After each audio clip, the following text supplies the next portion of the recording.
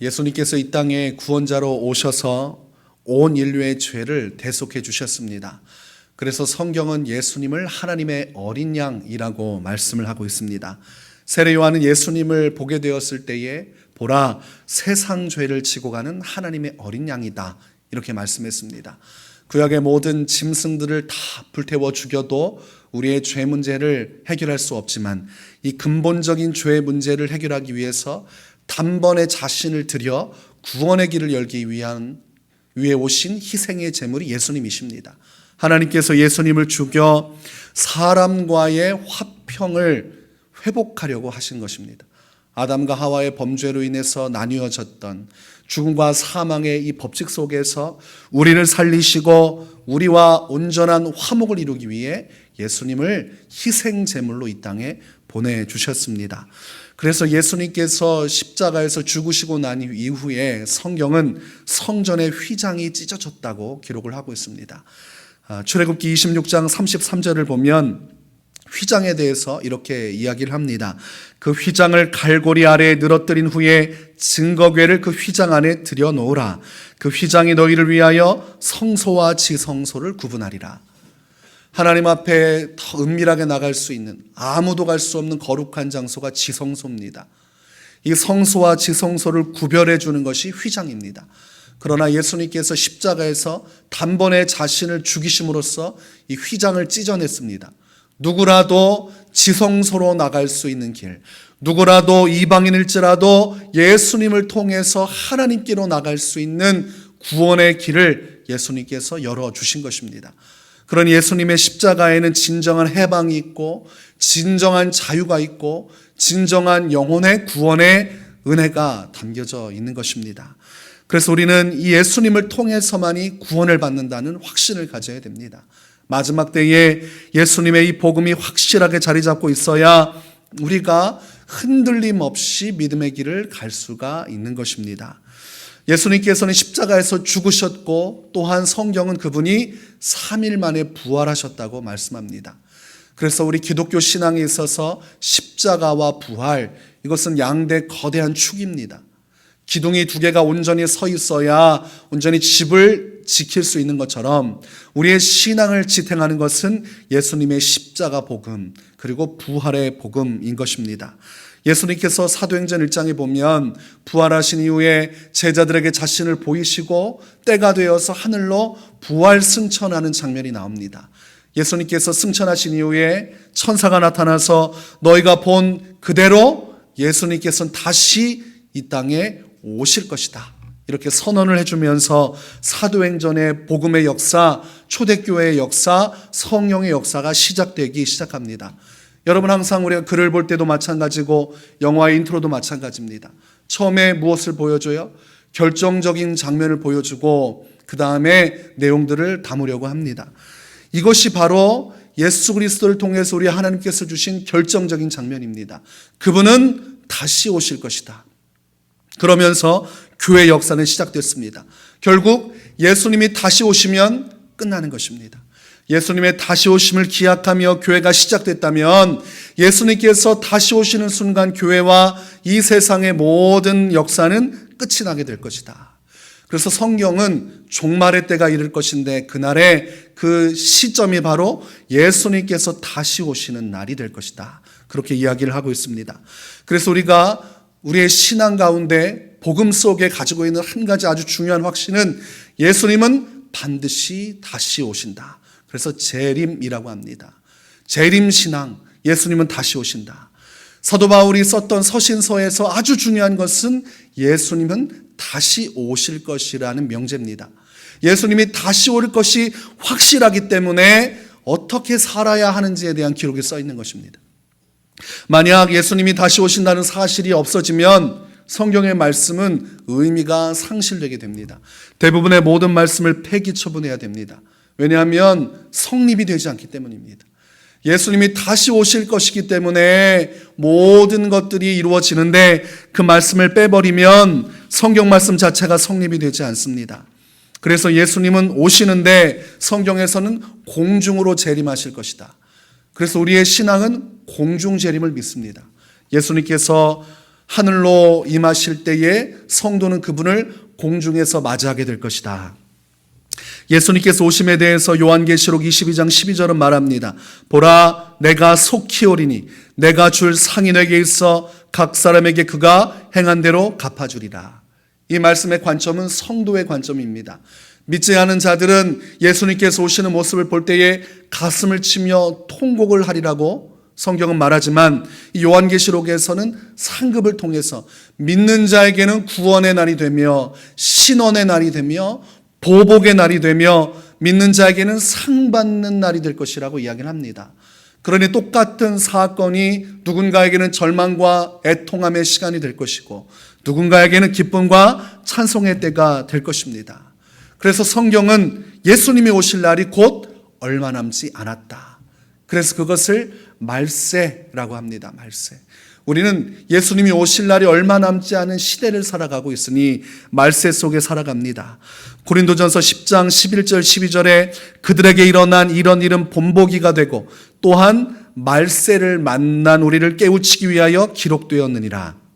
그런즉 선줄로 생각하는 자는 넘어질까 조심하라.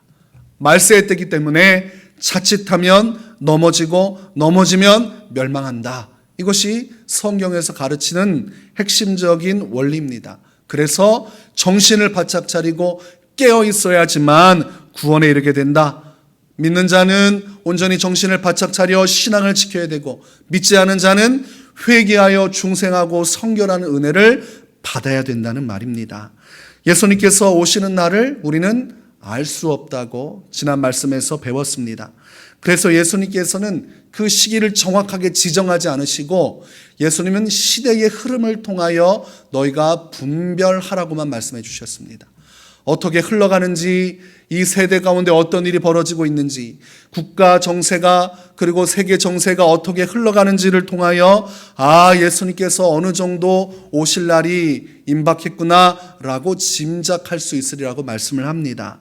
마가복음 13장 28절 29절에서 예수님은 제자들에게 이렇게 말씀하십니다. 무화과 나무의 비유를 배우라. 그 가지가 연하여지고 잎사귀를 내면 여름이 가까운 줄 아나니 이와 같이 너희가 이런 일이 일어나는 것을 보거든 인자가 가까이 곧 문 앞에 이른 줄 알라. 여러분, 손님을 맞이하는데 손님이 자전거를 타고 온다고 칩시다. 이분 앞에서 이 자전거가 벨이 있어요. 따랑따랑따랑. 근데 멀리에서 오면서 따랑따랑 소리가 점점 커지고 있다면 우리는 뭘 할 수 있습니까? 곧 도착하겠구나 알게 되는 것이죠. 집 앞까지 와서 크게 자전거 벨소리가 울리면 이제 곧 문을 열고 집으로 들어오겠구나. 그 소리에 맞춰서 준비를 할 것입니다. 예수님도 이 무화과 나무를 통해서 그 잎사귀가 연하여지고 어떻게 변화됨을 따라 계절을 우리가 예상할 수 있듯이 이 시대의 흐름을 통해서 예수님이 얼마나 오실 날이 가까웠는지를 너희가 알 수 있을 것이라고 말씀을 합니다. 우리 예수님의 오실 날을 성경적으로 분별할 수 있는 몇 가지를 예수님께서 제시해 주셨습니다. 마가복음 13장 6절에서 8절에는 예수님이 얼마나 임박했는지, 예수님이 오실 날이 얼마나 가까웠는지를 몇 가지로 소개합니다. 6절 말씀에는 많은 사람이 내 이름으로 와서 이르되 내가 그라하여 많은 사람을 미혹하리라. 7절에서는 난리와 난리의 소문을 들을 때에 두려워하지 말라. 이런 일이 있어야 하되 아직 끝은 아니니라.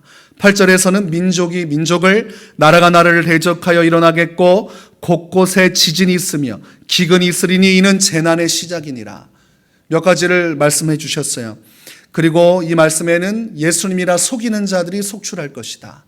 자신이 그리스도라고 하는 거짓말하는 사기꾼들, 영적인 사기꾼들이 들끓어 오를 것이라고 이야기를 합니다. 그러면 예수님께서 지금 가까이 오고 계시구나라고 생각하라는 것입니다. 요한일서 4장 1절에 사랑하는 자들아 영을 다 믿지 말고 오직 영들이 하나님께 속하였나 분별하라. 많은 거짓 선지자가 세상에 나왔습니다. 지금 요한일서를 기록하고 있는 과거 2000여 년 전부터 이미 거짓 선지자들이 속출했다는 것입니다. 그러니 그 당시에 초대교회도 알고 있죠. 예수님께서 곧 오시겠구나.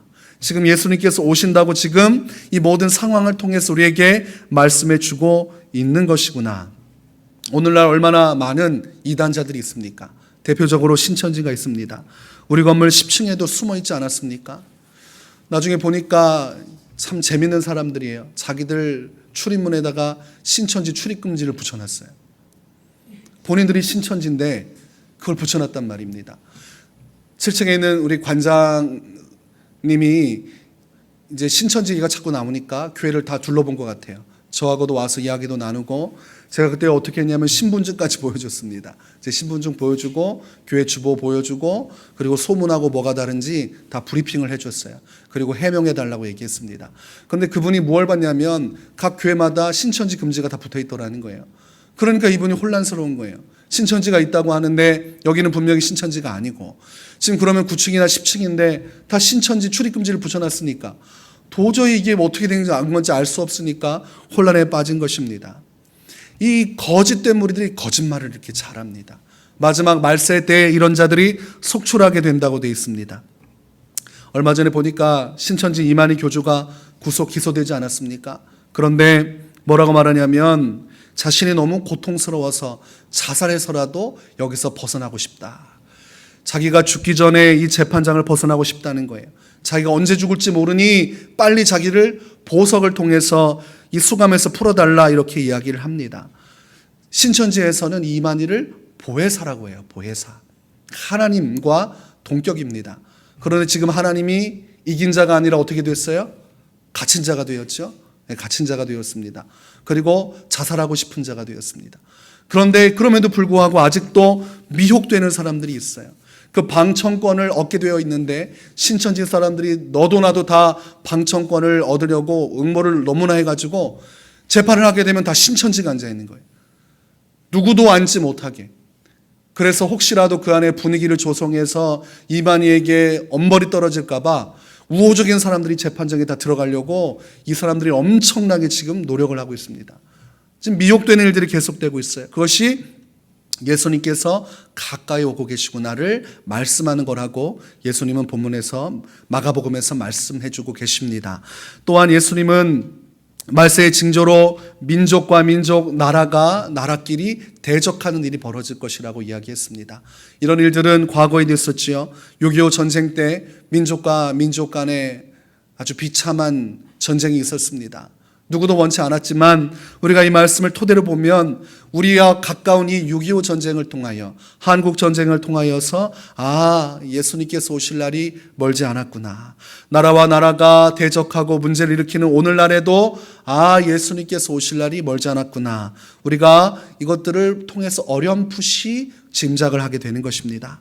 또한 지진과 기근을 통해 알 수 있을 거라고 이야기했어요. 여러분, 오늘날 얼마나 많은 지진이 일어납니까? 심각한 지진들이 계속 속출합니다. 중국에서도 엄청난 대지진이 일어나지 않았습니까? 인도네시아, 하이티, 중국, 칠레, 아르헨티나, 파키스탄, 필리핀, 대만, 일본, 터키, 멕시코, 페루, 미국, 캘리포니아 등등, 여러분, 전 세계 지금 곳곳마다 엄청난 지진들이 계속해서 발생하고 있습니다. 그리고 기근이 무엇입니까? 굶어 죽는 게 기근입니다. 한 10여 년 전, 20년 전만 해도 소말리아 얘기가 나고 굶주리는 그들을 위해서 우리가 도와야 된다, 이런 선전도 많이 나왔습니다. 그런데 그 나라뿐만이 아니라 아프리카 곳곳마다 굶어 죽는 아이들이 너무나 많습니다. 물을 먹지 못해서 흙탕물을 마시다가 말라리아 병에 걸려 죽는 아이들이 심각하게 있어요. 제가 아직도 기억하는 것은 먹을 게 없으니까 진흙을 잘 이겨가지고 쿠키를 만들어서 햇볕에 말려가지고 먹을 게 없으니까 그 진흙을 말려놓은 걸 먹는 겁니다. 흙탕물과 진흙을 먹으면서 목숨을 부지하는 걸 보게 됩니다.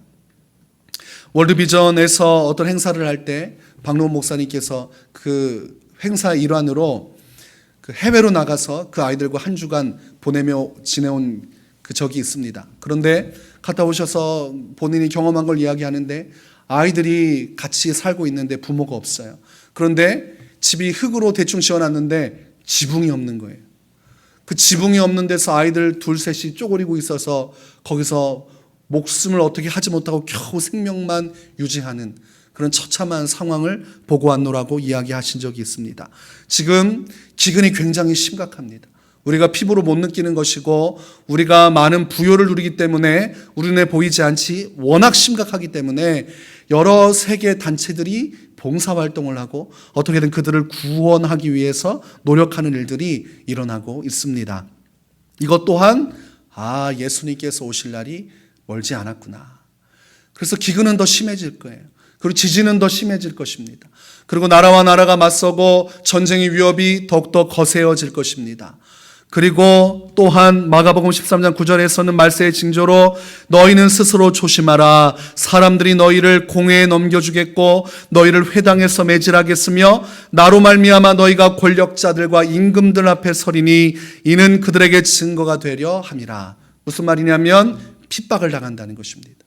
믿는 자들이 핍박을 당하는데 바로 성경 말씀을 보니까 권력자들, 임금들을 통해서 핍박을 받는다. 우리가 예수를 믿고 있지만 과거부터 핍박은 엄청났습니다. 그러나 말세가 때가 되면 핍박의 강도가 계속해서 올라가게 될 것입니다. 그래서 교회에 대한 핍박이 거세지면 우리는 알아야 됩니다. 주님이 오실 날이 멀지 않았구나. 그래서 신앙인은 진리를 알아야 됩니다. 성도를 향한, 교회를 향한 핍박은 없어지지 않을 것이에요. 예수님이 오시는 날이 가까울수록 더욱더 수치가 올라가게 되어 있습니다. 그래서 저는 아예 그 부분을 내려놨습니다. 교회는 여러분 핍박받을 수밖에 없습니다. 교회는 욕먹을 수밖에 없습니다. 아무리 자정작용을 하고 노력을 해도 예수님은 말세의 징조로 교회를 향한, 성도를 향한 이 세상의 핍박이 거셀 것이라 얘기했기 때문에 여러분이 아무리 노력해도 이 핍박을 멈추게 할 수가 없습니다. 그러니 이 부분을 수용을 해야 우리가 어떻게 살아가야 되고 어떤 신앙의 길을 걸어가야 되는지를 감을 잡을 수 있는 것입니다. 마가복음 또한 13장 10절을 보니까 복음이 먼저 만국에 전파되어야 할 것이니라. 예수님이 오시려면 전제가 되어야 되는데 복음이 전 세계 만방 곳곳에 반드시 다 전달되어야만 예수님이 오시는 조건이 완성이 됩니다. 그런데 여러분 지금 어떻습니까? 복음이 거의 다 전해졌다고 봐도 무방합니다. 다만 공산국가들에게는 비공식적으로 전해지고 있습니다. 지금 북한에도 굉장히 폐쇄적으로 복음이 막혀 있는 것 같지만 선교사님들이 어떻게 활동을 하냐면 북한에서 탈북한 사람들의 탈북을 도와주고 그들을 먹이고 재워주고 입혀줍니다. 그리고 그때에 그들에게 예수의 복음을 전하고 그들이 거기에서 예수님을 믿고 회개하고 회심해서 다시 어디로 가요? 다시 이들을 북한으로 파송합니다. 살러 나왔다가 예수 믿고 다시 죽으러 들어갑니다. 지금도 그 사역이 계속되고 있어요. 탈북민들을 훈련시켜서 예수 안에서 성령의 사람으로 만들어서 다시 북한으로 보내서 목숨 걸고 복음을 전하게 하는 일들이 벌어지고 있습니다. 그래서 우리가 이 사실을 알아야 돼요. 중국도 막혀 있는 것 같지만 선교사님들이 들어가서 그곳에서 자신을 감춘 채 몰래 복음을 전하는 일들이 과거부터 진행되어져 왔습니다. 그러니 우리가 눈에 보이지 않는다고 해도 하나님은 지금 전 세계 방방곳곳에 주의 선교사들을 통해서 복음의 역사를 이루고 있고 이것은 곧 마지막 때가 가까이 왔다는 사실을 이야기하고 있는 것입니다. 복음이 가속화되고 세계 곳곳에 정말 말도 통하지 않는 사람들 가운데 예수가 전해짐으로써 우리는 예수님의 재림의 때가 가까이 왔다는 사실을 알아야 돼요. 그것을 우리가 말씀을 통해서 분별할 수 있어야 됩니다. 이런 것들은 우리가 볼 때 일반적인 징조라 할 수 있어요. 이렇게 일어나고 있구나라고 어렴풋이 알 수 있는 정도입니다. 그러고 나서 예수님은 두 가지 더 확실한 징조를 말씀해 주십니다. 그것이 예수님께서 말씀하시는 창조 이후에 이런 재난이 없다고 말할 수 있는 대환란의 때가 올 것이라고 얘기하고 계십니다. 대환란의 때가 오면 그때 예수님께서 곧 오시겠구나, 임박했구나, 문 앞에 오셨구나라고 알 수 있을 것이라 말씀합니다. 마가복음 13장 19절에 이는 그날들이 환란의 날이 되겠습니다. 하나님께서 창조하신 시초부터 지금까지 이런 환란이 없었고 후에도 없으리라. 어떻게 이런 일이 벌어질까 싶은 환란이 이 지구상에 일어나게 될 것이라고 말씀을 하셔요. 그것이 예수님이 오신다는 징조입니다. 또한 적그리스도의 출현을 말씀하십니다. 데살로니가 후서 2장 3절과 4절에 이렇게 말씀합니다. 누가 어떻게 하여도 너희가 미혹되지 말라. 먼저 배교하는 일이 있고 저 불법의 사람 곧 멸망의 아들이 나타나기 전에는 그날이 이르지 아니하리니. 그날은 재림의 때를 말하는 것입니다. 그는 대적하는 자라 신이라고 불리는 모든 것과 숭배함을 받는 것에 대항하여 그 위에 자기를 높이고 하나님의 성전에 앉아 자기를 하나님이라고 내세우느니라. 여러 가지 잡다한 거짓 선지자와 적그리스도의 영에 휘둘린 잘못된 이단자들이 드러날 것입니다. 그러나 예수님께서 오시기 전에 강력한 적그리스도라고 지칭한 불법의 사람, 멸망의 아들이 반드시 나타나게 될 것이라고 이야기합니다. 이것은 어느 누구 모호한 것이 아니라 지금 멸망의 아들이라고 지칭을 하고 있습니다. 그러니까 분명한 한 사람 또는 한 단체가 나타나서 엄청난 일을 행하는데 자신을 하나님으로 높이는 일을 행할 것이라고 말합니다. 요한계시록에서는 짐승으로 표현을 합니다. 그래서 거짓 선지자 그리고 이 적그리스도가 하나가 되어서 자신을 드높이게 될 것이에요. 거짓 선지자는 적그리스도를 드높이고 적그리스도는 엄청난 권세를 가지고 이 세상을 휘어잡을 것입니다. 그것이 곧 마지막 때에 일어날 온전한 징조입니다. 그리고 그때 어떤 일이 벌어지냐면 성경에서는 오른손이나 이마에 표를 받지 않은 자들은 아무것도 매매할 수 없게 될 것이다. 그 수는 짐승의 순이 666이라고 말하고 있습니다. 그러니 적그리스도의 통제를 받지 않는 자들은 매매를 할 수가 없습니다. 어떤 표를 받아야 돼요. 그 표가 무엇인지는 알 수 없습니다. 그러나 몸에 새기는 표고 그 표를 새기지 않는 자는 아무것도 먹고 사는 어떤 것도 누릴 수가 없습니다. 엄청난 환난을 당하게 될 것입니다. 그래서 대환난의 때와 적그리스도의 출현이 일어나면 예수님께서 언제 오실지 정말 초조함으로 준비하고 있어야 됩니다. 그러나 잠들어 있으면 그럼에도 불구하고 예수님을 기다리지 못할 것이라 이야기합니다. 예수님께서 오시는 때는 환란이 지난 후라고 성경엔 말해요. 마가복음 13장 24절 25절에 그때의 그 환란 후라고 되어 있습니다. 해가 어두워지며 달이 빛을 내지 아니하며 별들이 하늘에서 떨어지며 하늘에 있는 권능들이 흔들리리라. 그리고 나서 어떻게 됩니까? 예수님께서 구름을 타고 큰 권능과 영광으로 오는 것을 너희가 보게 되리라고 말씀을 합니다. 그래서 여러분 마지막 때에 환란이 있을 것이며 그리고 적그리스도가 출현할 것입니다. 이것은 한 가지를 이야기합니다. 성도에 대한 교회에 대한 핍박은 엄청난 강도로 불어나게 될 것이고 그것이 대환란으로 우리에게 올 것이고 그때 예수님을 가장한 거짓 사단 우두머리인 적그리스도가 나타나 성도들을 미혹해서 배도하게 하는 일들이 일어날 것이다. 예수님을 거부하고 적그리스도를 섬기게 되는 일이 있을 것이에요. 그래서 환난 가운데서 배교하든지 아니면 적그리스도에게 미혹되어 배교되든지 그날에 정신을 못 차릴 일들이 벌어질 것이라고 이야기를 하고 있습니다. 그러니까 33절 본문의 말씀처럼 주의하라 깨어있으라 이렇게 얘기하는 것입니다.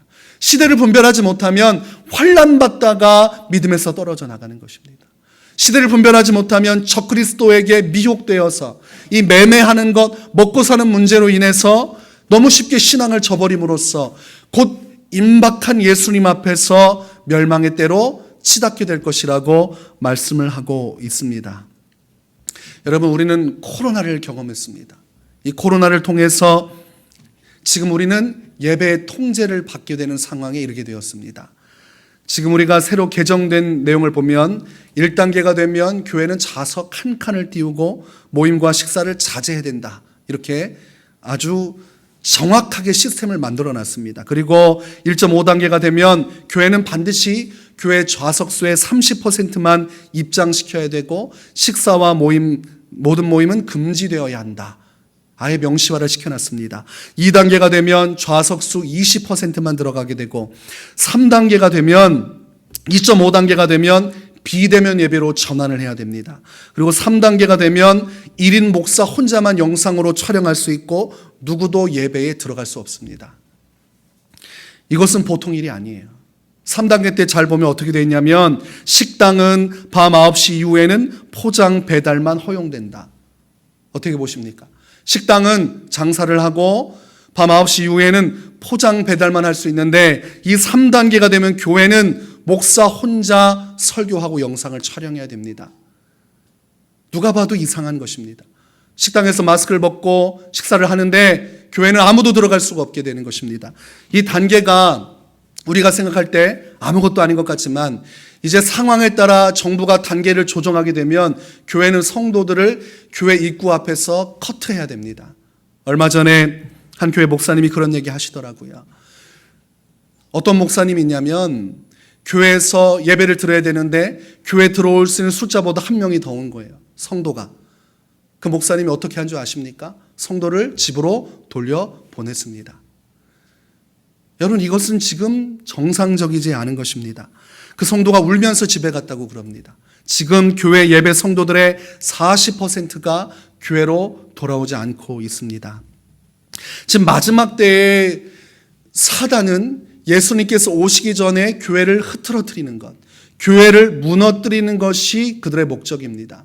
마지막 예수님께서 오시는 날 가까울수록 교회를 향한 핍박과 환난의 때는 강도가 높아질 것입니다. 우리는 이성으로 생각하면 안 됩니다. 사회적인 분위기로 판단하면 안 돼요. 예수님께서 이미 사전에 경고하신 것처럼 너희를 핍박할 것이다. 또한 너희에게 엄청난 대환난의 때가 올 것이다. 그리고 고개를 들어 보아라. 인자가 구름을 타고 큰 영광으로 오게 되는 것을 보게 될 것이다. 그러니 우리가 정신을 차리지 못하면 코로나니까 그럴 수 있지 하고 넘어가게 된다는 것입니다. 그러나 말씀을 통해서 우리가 정신을 차리면 이거 뭔가 심각하구나. 성도가 예배를 온전히 드릴 수가 없어요. 다음 주에 1.5단계로 하면 교회들, 특별히 큰 교회는 더 타격이 큽니다. 교회가 만자리면 3,000명밖에 안 되고 아무리 공지해도 더 오게 되면 돌려보내야 됩니다. 20%가 되면 더 돌려보내야 됩니다. 그리고 2.5단계가 되면 다 들어가라고 하고 아무도 교회 못 오게 하고 막아야 됩니다. 그러니 이 예배에 대한 권한이 누구한테 있어요? 정부에게 주어지는 것입니다. 언제라도 원하면 교회를 통제할 수 있어요. 지금 통제받는 쪽으로 가고 있는 것입니다. 우리가 너무 좋은 쪽으로만 생각하면 한없이 좋을 수 있습니다. 그래, 이건 선한 의도야. 좋을 수 있어. 그러나 히브리서 10장 25절에 모이기를 패하는 어떤 사람들의 습관과 같이 하지 말고 오직 권하여 그날이 가까움을 볼수록 더욱 그리하자. 그날이 언제입니까? 예수님께서 재림하시는 날. 예수님이 재림하시는 날 환난의 강도가 높아지고 교회가 엄청난 핍박을 당하면서 모든 핍박의 대상이 될 때 교회는 패하지 말라. 모이기를 패하지 말라. 오직 권면에서 예수님이 오실 날 징조가 가까울수록 반드시 교회는 모여서 이 마지막 때 정신을 차리고 깨어 있어야만 예수님을 맞이할 수 있다고 말하고 있습니다. 여러분, 엄청난 핍박의 때가 올 것이에요. 여러분, 지금 코로나 하나 온 거 가지고 교회가 완벽하게 허물어지고 있고 수많은 교회들이 경매장으로 나오고 있습니다.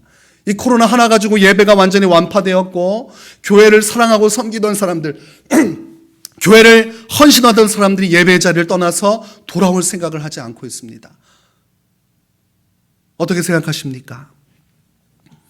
만약 지금 대환난의 문이 열려서 핍박이 갑자기 다음 주부터 강력하게 일어나고 그리고 나서 적그리스도가 등장해서 정말 예수 그리스도를 믿는 신앙만 포기하면 살 수 있는데, 그러나 그걸 포기하지 않으면 여러분이 먹고 사는 문제가 모두 차단이 된다면 지금 한국교회는 이 초유의 사태, 대환난의 사태, 창조 후에 없었던 엄청난 핍박의 역사가 일어나면 지금 한국교회는 몇 명이나 믿음을 지킬 수 있을 것이라고 여러분 생각하십니까?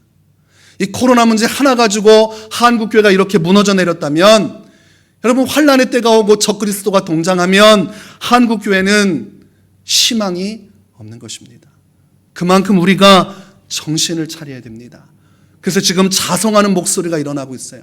한국교회가 크게 부흥하고 대단한 줄 알았는데 정말 큰 대형 교회들이 엄청난 영적인 일을 이루고 정말 뭔가 본이 될 줄 알았고 우리가 정말 이 시대의 빛과 소금이요 영적인 능력자인 줄 알고 어깨에 힘주고 있었는데 막상 코로나의 강풍이 부니까 저마다 교회 문을 닫아 걸고 아무것도 하지 못한 채 벌벌 떨고 있는 모습을 보게 되었노라고 자성하는 목소리가 커져가고 있습니다. 그리고 이 자성하는 목소리는 더 커져갈 거예요. 지금 엄청난 반향들이 일어나고 있습니다. 이래서는 안 된다. 우리가 이러면 안 된다.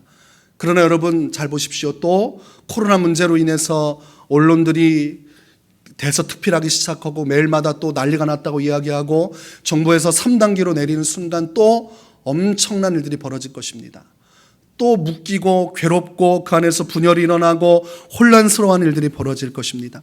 그러니 우리가 정신을 바짝 차려야 돼요. 지금 이것을 흘러가는 대로 내보내면 안 됩니다.